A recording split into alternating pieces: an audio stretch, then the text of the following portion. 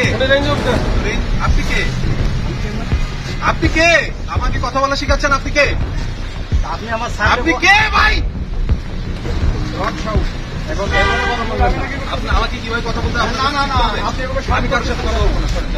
সম্প্রতি ফেসবুকে ছড়িয়ে পড়া কক্সবাজারের রামুর সহকারী কমিশনার ও বন কর্মকর্তাদের বাক বিতণ্ডার একটি ভিডিও নিয়ে নানা আলোচনা সমালোচনার সৃষ্টি হয়েছে।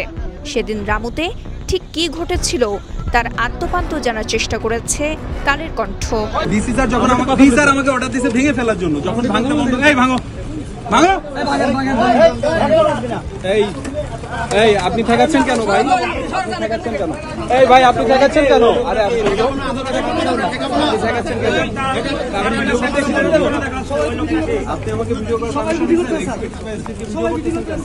অনুসন্ধানে জানা যায় পর্যটন স্পট হওয়ায় হিমছড়ি বাজারে ২০২২ সালে একটি গণশৌচাগার নির্মাণ করেছিল রামু উপজেলা প্রশাসন।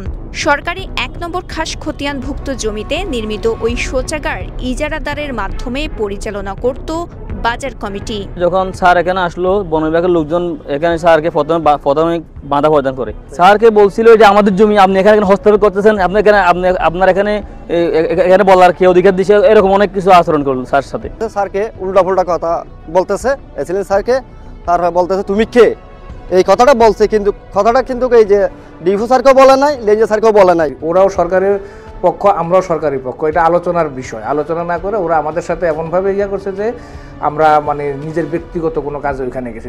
আমার কোনো নোটিশও দেয় নাই, কিছু দেয় নাই। বন বিভাগ হঠাৎ করে এসে আমার টয়লেটটা ওরা ভেঙে ফেলছে। বসুন্ধরা টিস্যু, অশুদ্ধতার বিরুদ্ধে এক বিন্দুও ছাড় নয়।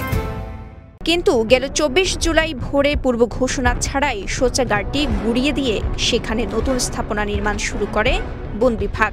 সরকারি জমিতে অবৈধ স্থাপনা নির্মাণের খবর পেয়ে ঘটনাস্থলে অভিযান পরিচালনা করে কাজ বন্ধ করে দেন এসিল্যান্ড সাজ্জাদ জাহিদ রাতুল। এটা একটা বিনা নোটিশে ওয়াশরুমটা ভাঙা হয়েছে। বন বিভাগের লোক ফেরি ফেরি জায়গার মধ্যে যে স্থাপনাগুলো তৈরি করছে, এটা সম্পূর্ণ অবৈধভাবে ঘোষণা করা হলো আর কি। আমাদের এখানে বাজার কমিটি আছে, আমরা বাজার কমিটির দায়িত্বে আছি, সভাপতি, সেক্রেটারি, সাধারণ সম্পাদক, কাউকে না বলে ওরা অহেতুক টয়লেটটা ভেঙে ফেলেছে। অভিযানের কিছুক্ষণের মধ্যে ফরেস্ট গার্ডদের নিয়ে ঘটনাস্থলে পৌঁছে পুনরায় কাজ শুরু করেন ঊর্ধ্বতন বন কর্মকর্তারা।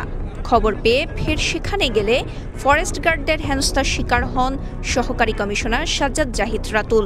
পরবর্তীতে ওই সময়ে বন কর্মকর্তাদের সঙ্গে তার বাক বিতণ্ডার খণ্ডিত অংশের ভিডিও ছড়িয়ে পড়ে ফেসবুকে।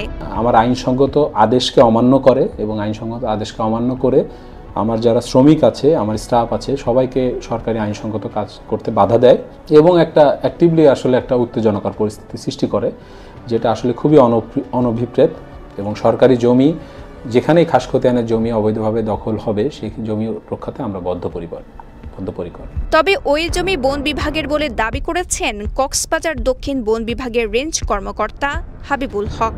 বন বিভাগের জমি খতিয়ান সৃজনের মাধ্যমে উপজেলা প্রশাসন নিয়ে গেছে বলেও দাবি তার। জমিটা গেজেট করে বন বিভাগের ওনারা খতিয়ান সৃজন করছেন, এরকম আর কি।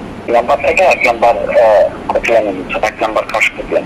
আপনার বসছে তো, এটা ডিসিশন পরে দিবে, এরকম আর কি। এদিকে উপজেলা প্রশাসনের ওই পাবলিক টয়লেট গুড়িয়ে দেওয়ায় বিপাকে পড়েছেন পর্যটক ও স্থানীয়রা। বাধ্য হয়ে পুরুষদের পাশাপাশি পার্শ্ববর্তী মসজিদের শৌচাগার ব্যবহার করতে হচ্ছে নারী ও শিশুদের।